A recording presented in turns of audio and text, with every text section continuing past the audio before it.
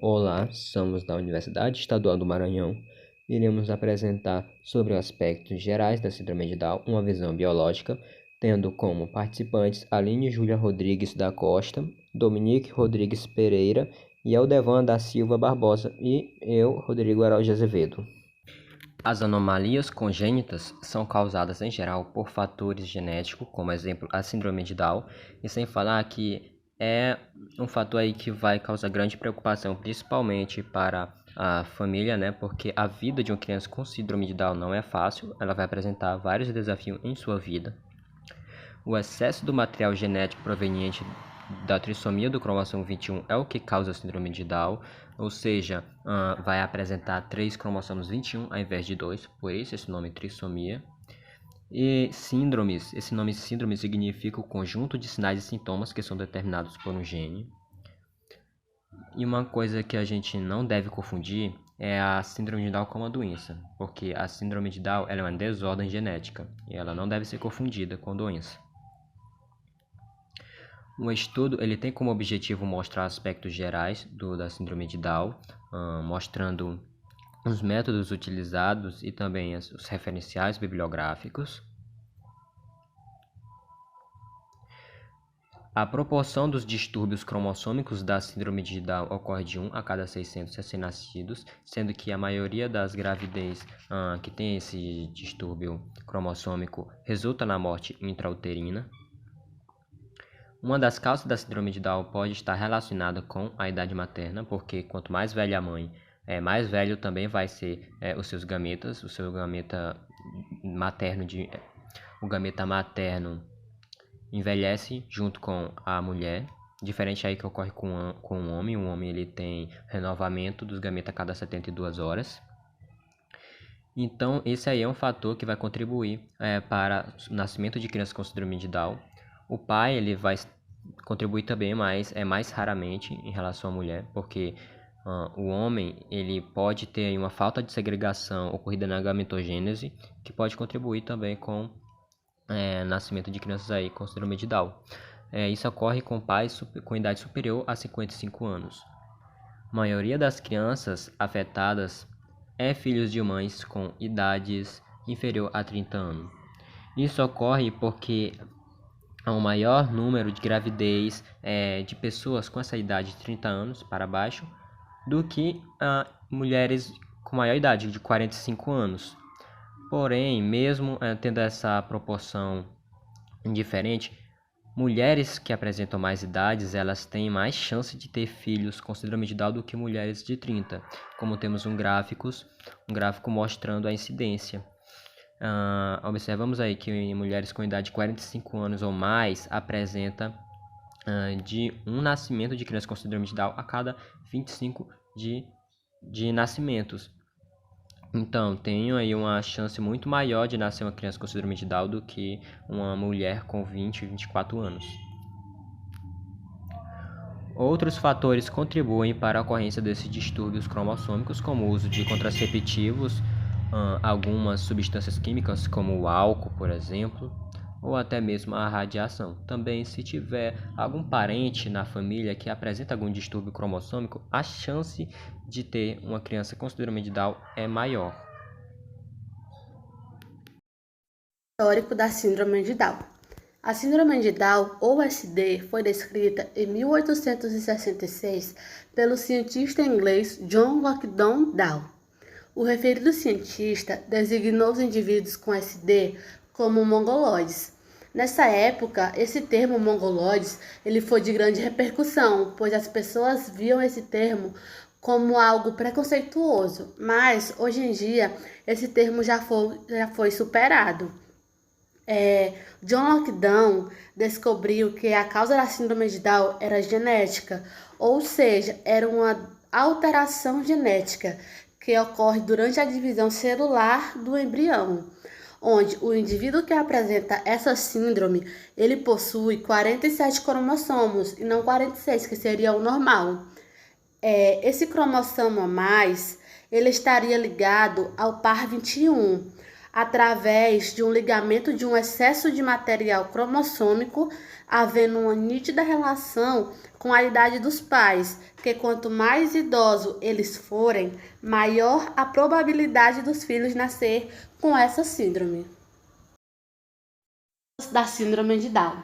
Ao gerar uma criança, é necessário haver dois elementos, como o espermatozoide do pai e o ovócito secundário da mãe, em que essas células vai conter todas as informações para que a criança se desenvolva, que são os cromossomos, onde na espécie humana existem 46 cromossomos dentro de cada célula, sendo 23 do pai e 23 da mãe. Durante a divisão celular do embrião, pode acontecer um erro na distribuição cromossômica, que acaba originando a SD. A pessoa que possui mais ou menos cromossomos é denominada aneuploide, onde a maioria desses pacientes apresenta trissomia, que apresenta três tipos principais, que são a trissomia 21 livre, a trissomia 21 em translocação e a trissomia 21 em mosaicismo. A trissomia 21 livre ocorre pela falta de disjunção durante a meiose. Essa trissomia 21, ela acontece em 94% dos casos. A trissomia 21 em translocação ocorre quando os cromossomos se quebram devido à grande fragilidade em movimentos em um meio viscoso que estão submersos. Porém, eles tendem a ressoldar-se novamente. Essas translocações balanceadas mais comuns envolvem os cromossomos 13, 14 e 15, que geralmente se fundem com o 21. Sempre que a criança apresenta síndrome de Down devido à translocação, é indicada a realização do cariotipo dos pais.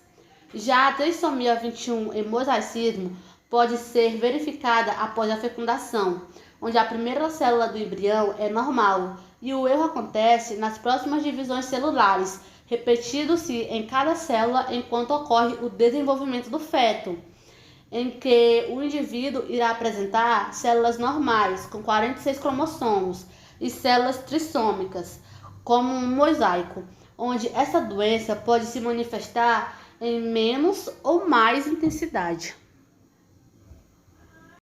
Dando continuidade, agora nós vamos falar sobre os problemas associados. As crianças com Down possuem outros problemas agravantes de sua situação, geralmente reconhecidos por uma constelação de anormalidades associadas, e por isso é sempre importante fazer exames nos primeiros meses de vida para poder detectar se há algum problema, para poder fazer o tratamento o quanto antes para evitar complicações no futuro. A doença respiratória é a principal causa da morte. A síndrome de Down ela também está associada com a cardiopatia congênita, por isso se faz necessário fazer exames cardiológicos. Eles também apresentam alterações na formação intestinal, causando assim obstruções, e os pacientes com síndrome de Down, eles apresentam várias disfunções imunológicas, então eles estão sempre predispostos a uma maior frequência de infecções. A sexualidade dos indivíduos com síndrome de Down não é diferente das demais, irá depender do grau de deficiência mental do portador, suas interações sociais e se tiverem acesso a informações sobre o que está acontecendo com seu corpo frente à maturação dos órgãos genitais. Em questão da reprodução, não se tem casos de indivíduos do sexo masculino que tenham tido descendentes. As mulheres, elas são férteis, porém elas podem transmitir sua anomalia a 50% dos seus descendentes. Também se tem uma relação entre a síndrome de Down com o Alzheimer. Os indivíduos com Down, eles têm 25% de chance de desenvolver o mal de Alzheimer. E até 1910, a expectativa de vida dos pacientes com Down era de apenas 9 anos. Atualmente já se tem uma expectativa de 40 anos ou até mais. Em relação ao diagnóstico, um dos aspectos mais importantes da obstetrícia atual é a possibilidade de avaliar o bem-estar fetal de forma objetiva e segura, sendo que o diagnóstico da síndrome de Down é realizado durante a gravidez. Então, um método não invasivo e que apresenta um bom desempenho na detecção de gestações de risco para a cromossomopatia é a ultrassonografia. Esse é um método usado no mundo inteiro. Ele permite avaliar o número e localização do embrião, a idade gestacional, a biometria, a existência ou não de malformações, entre outros. Esse exame ele possui uma sensibilidade de 80% para rastrear a síndrome de Down. Também existem outros exames, como a translucência nucal, a aminocintese e a cordocintese. Caso a síndrome de Down não seja diagnosticado durante a gravidez, após o nascimento da criança, o pediatra ele pode examinar as suas características e, caso ainda reste alguma dúvida, ele pode pedir o exame do cariótipo. O cariótipo é um estudo do tamanho, da forma e dos números dos cromossomos de uma célula. No caso da síndrome de Down, pode visualizar a trissomia no cromossomo 21.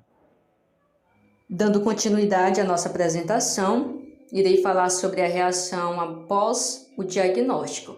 O nascimento de uma criança com síndrome de Down coloca os pais diante de um fato irreversível que vai lhes despertar várias reações. A primeira delas é o choque, acompanhado de tristeza e desejo de fugir à realidade. Em seguida vem a negação, onde geralmente questiona-se o diagnóstico. Posteriormente surge a tristeza e a culpa. Bem, como dito anteriormente, a síndrome de Down é irreversível, ou seja, é imutável, não pode ser mudado esse quadro. Bem, e a reação dos pais são variadas, podendo ir da revolta, medo, incredulidade, culpa, tristeza, estranheza, vergonha, frustração, rejeição. Alguns pais rejeitam os seus filhos, rejeitam o próprio diagnóstico, e a negação. É na negação, como dito, que se há o questionamento se aquele diagnóstico foi acertado ou se não, e geralmente os pais tendem a não acreditar que aquilo está acontecendo com eles, que o seu futuro filho vai ter esta síndrome, porque os pais, quando têm filhos, eles têm a esperança de que os filhos nasçam totalmente perfeitos, sem nenhum tipo de síndrome, sem nenhum tipo de imperfeição física. E quando isso acontece, há casos de negação, rejeição. Considerações finais. A síndrome de Down é uma realidade. Todas as pessoas estão sujeitas a ter um filho com essa disfunção, independentemente da raça ou condição socioeconômica. Uma criança com síndrome de Down é apenas um ser humano com um pequeno cromossomo extra no par 21. Em consequência disso, esse indivíduo apresenta algumas características físicas anormais, além de uma função intelectual limitada. Bem, aqui compreendemos que a síndrome de Down não está relacionada com a forma em que os pais vivem, se são ricos, se são pobres, se são negros, se são brancos. E também compreendemos que é de fundamental importância a forma harmônica em que os pais vivem com a criança, a relação amorosa entre eles. Por quê? Porque aonde há um convívio amoroso, aonde há um convívio positivo, consequentemente resultará para aquela criança, para aquele indivíduo, um desenvolvimento maior.